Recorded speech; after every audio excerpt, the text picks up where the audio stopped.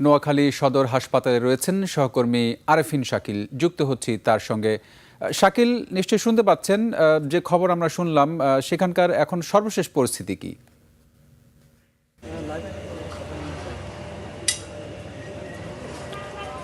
রক্তিম, আপনি যেমনটা বলছেন, নোয়াখালীর বিচ্ছিন্ন দ্বীপ হাতিয়ায় মেঘনার বুকে যে নতুন করে জেগে ওঠা সুকচর ইউনিয়নের চর জাগলা যে চরটি জেগে উঠেছে, এই চরটি নিয়ে গত কয়েকদিন ধরেই স্থানীয় দুই গ্রুপ, মনির গ্রুপ এবং শামসু গ্রুপ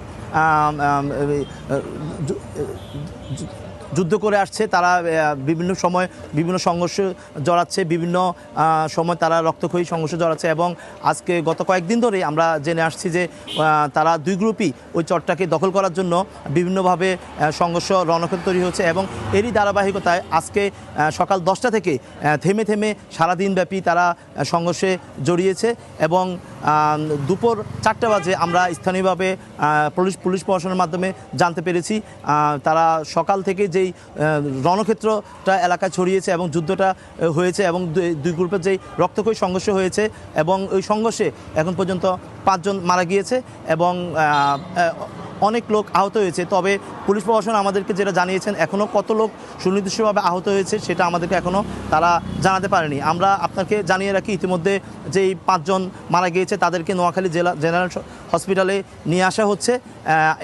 এর ফাঁকে আমরা আবার নোয়াখালী জেলার পুলিশ প্রশাসনের মাধ্যমে তার সাথে কথা বলেছি এবং কথা বলার মাধ্যমে জানতে পেরেছি তারা এখনও পর্যন্ত যেই স্পটে এই সংঘর্ষটা হয়েছে তারা ওইখানে অবস্থান করছেন এবং পুলিশের পাশাপাশি আছেন কোস্টগার্ড এবং অন্যান্য আইনশৃঙ্খলা বাহিনীর সদস্যরা। তো আমরা আপনাকে আরেকটি জিনিস জানিয়ে রাখি, স্থানীয়ভাবে এই হাতিয়ার যেই চরগুলো রয়েছে এই চরগুলোকে দখল কেন্দ্র করে মাঝে মধ্যেই এরকম সংঘর্ষ ঘটে। তবে এরকম 5 জনের মতো আহত হয় এবং অনেক মানুষের যে 5 জন যে নিহত হয়েছে এবং অনেক মানুষ যে আহত হয়েছে, এরকম সংঘর্ষ সচরাচর আমরা দেখতে পাইনি।